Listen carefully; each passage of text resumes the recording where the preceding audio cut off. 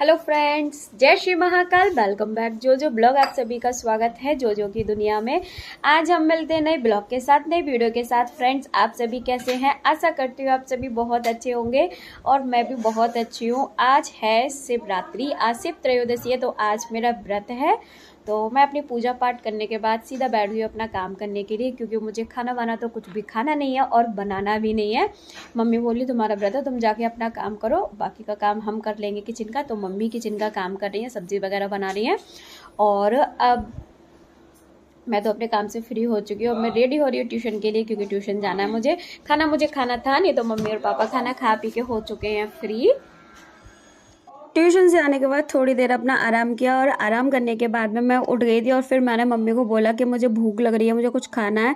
और पता है इस बार ना मेरे दोनों व्रत एक साथ पड़ गए। आज शिव त्रयोदशी है और कल गुरुवार है, तो दोनों व्रत मेरे एक साथ पड़ गए। और फिर मम्मी भी सो के उठ गई थी। फिर जब तक आ गई थी हमारी बड़ी वाली बुआ जी, तो बुआ जी और पापा दोनों ही बात कर रहे थे। इस बार ना बुआ की नातिन भी साथ में आई है, तो वो लोग तो अपनी बात कर रहे थे। इधर मम्मी मेरे लिए देखो तरबूज काट रही थी, क्योंकि मुझे भूख लग रही थी। और फिर मम्मी बोली कुछ तो खा लो।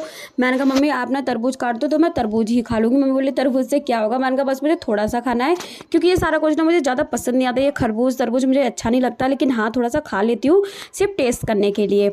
और उसके बाद ना मम्मी देखो बात भी करती जा रही। मैंने कहा बात के साथ साथ ना काम भी तो करो। मैंने कहा तरबूज भी तो काटो। मम्मी ने तरबूज काट के देखो सबसे पहले मुझे ही दे दिया था, और मैंने पापा का नाम लेके सबसे पहले तरबूज टेस्ट किया, जो कि इतना अच्छा था ना, इतना मीठा तरबूज था सच में।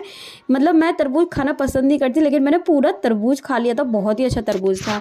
और जो उसमें बीज होते हैं ना वो मुझे बिल्कुल पसंद नहीं आते, तो मैंने अपनी प्लेट में साइड से निकालती जा रही थी। और तरबूज खाने के बाद ना फिर मैं थोड़ा सा बाहर आ गई थी, और बाहर आके देखा तो यहाँ पे सब लोग अपनी हंसी मजाक कर रहे थे, क्योंकि आज है मेरी चाची की 25th एनिवर्सरी। तो सुबह चाची ने मतलब पूजा वगैरह की थी, कथा वगैरह हुई थी ना, तो अभी खाना पीना बस वही सब कुछ चल रहा था। और इधर हमारी भाभी आ गई थी, छोटी वाली बुआ ना, तो उनकी छोटी वाली बहू आ गई थी। तो बस वही मैं और संध्या बस यही बोल रहे थे कि भाभी घूंघट खोल लो और आराम से खाना खाओ। तो बोली थी नहीं हम ऐसे ही खा लेंगे। तो उसके बाद ना फिर संडे देखो सब लोगों को खाना वगैरह दे रही थी। इधर फिर मैंने ना रूम में आके अपनी ऑयलिंग कराई, वहाँ से मस्ती करके आई। तो फिर रूम में आके अपनी सबसे पहले ऑयलिंग कराई, क्योंकि मुझे बहुत ज़्यादा गर्मी लग रही थी। अब तो गर्मी सच में ना इतनी ज़्यादा हो रही, जब अभी से ये हालत तो सच में जून जुलाई में क्या ही होगा पता नहीं, इतनी ज़्यादा गर्मी हो रही है।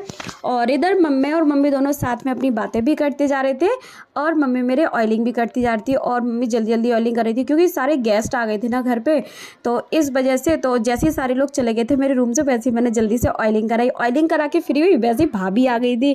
मतलब जो छोटी वाली बुआ है ना, उनकी छोटी वाली बहू है ये। तो अभी उधर खाना पीना खा रही थी, फिर जब तक मम्मी से मिलने के लिए आ गई थी।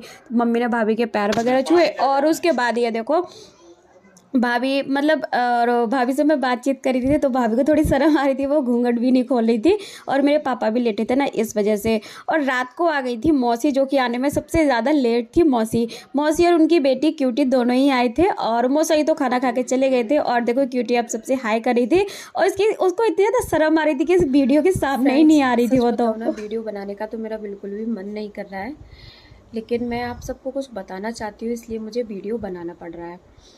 जो मैं आपको वीडियो में जो मैं अपनी ताई दिखाती थी ना, जिनकी तबीयत ख़राब थी, तो वो अब ताई हमारे बीच में नहीं रही है।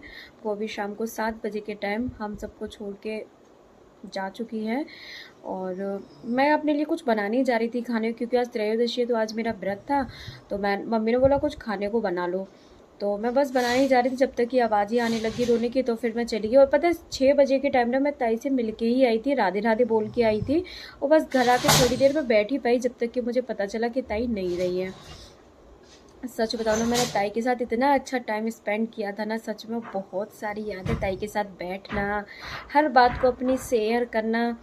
लेकिन सच बताओ ना, समय का कुछ भी पता नहीं कि क्या से क्या हो जाए। ताई कितनी सही अच्छी सही सलामत अपनी बेटी की यहाँ गई, और वहाँ से जब लौट के आई तो कैसी हालत हो गई थी उनकी। और 2 महीने भी ठीक से नहीं रह पाई, मतलब तबीयत ही इतनी ज़्यादा ख़राब रही उनकी, और अब वो नहीं रही है।